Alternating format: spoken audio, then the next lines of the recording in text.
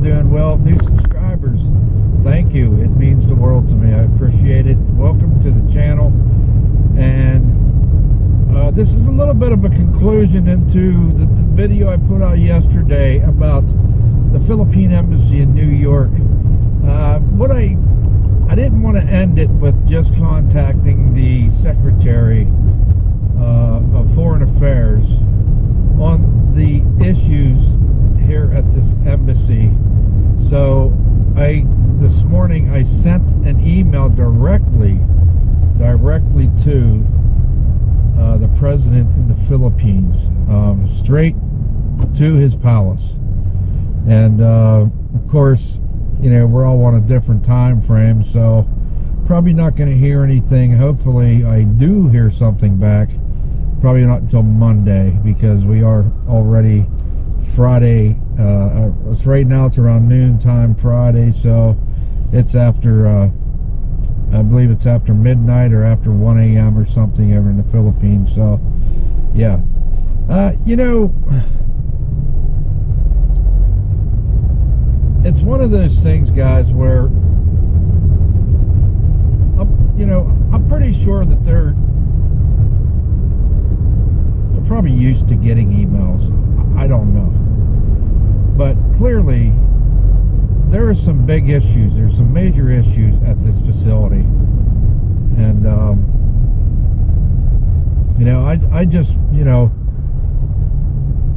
if I wasn't going, my wife and I wasn't going through, we didn't go through the process and the processing and everything that you have to go through, I wouldn't know anything about these embassies, okay? But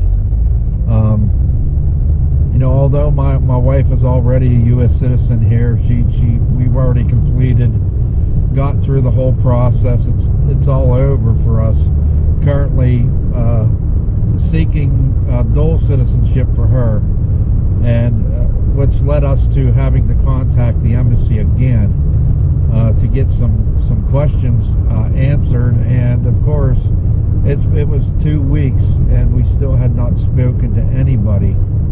You can go to their website and they do have information, but those of you that are going through that process, you know as well as I do, there's always something hidden that you're just not aware of. And before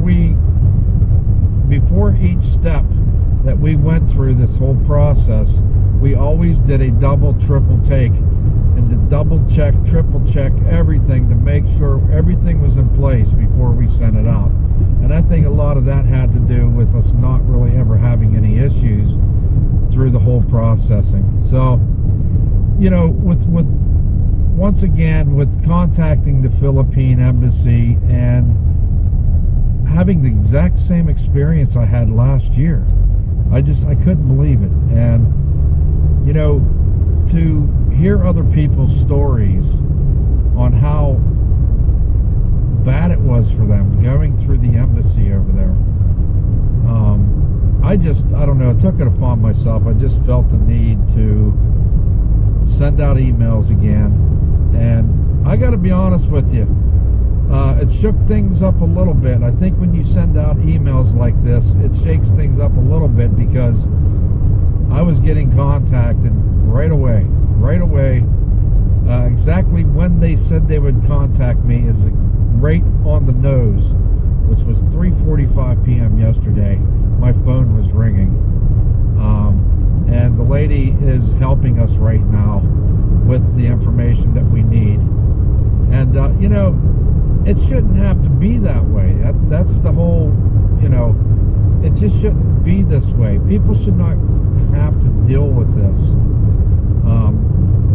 You know, like I said, you know, you're a professional.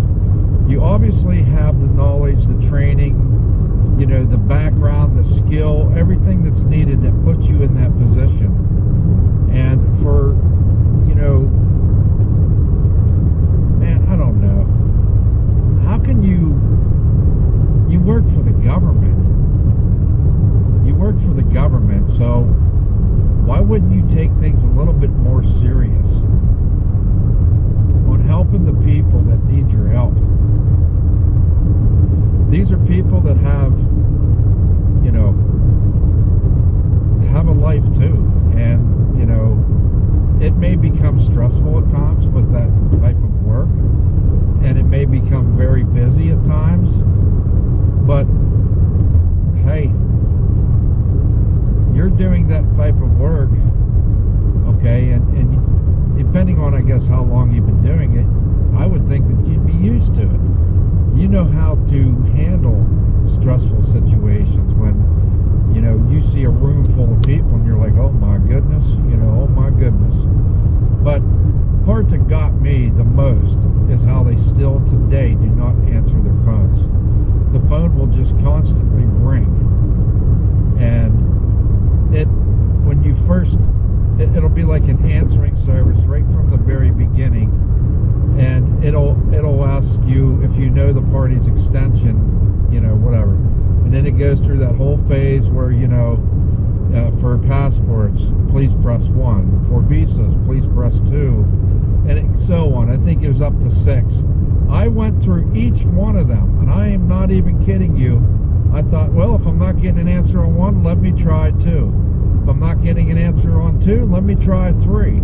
I went through the whole setup that they have, and still not one person would answer the phone. It would just ring. Now there's something wrong there, guys. There's something wrong when nobody is picking up the phones. There's something wrong. So that's what I did. I sent an email directly to the president in the Philippines, and whether or not it does anything, I don't know. There was one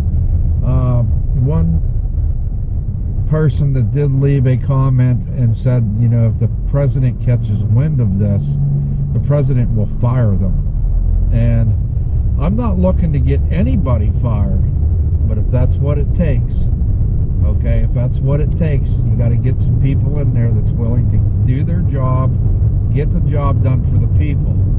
That's what it's all about.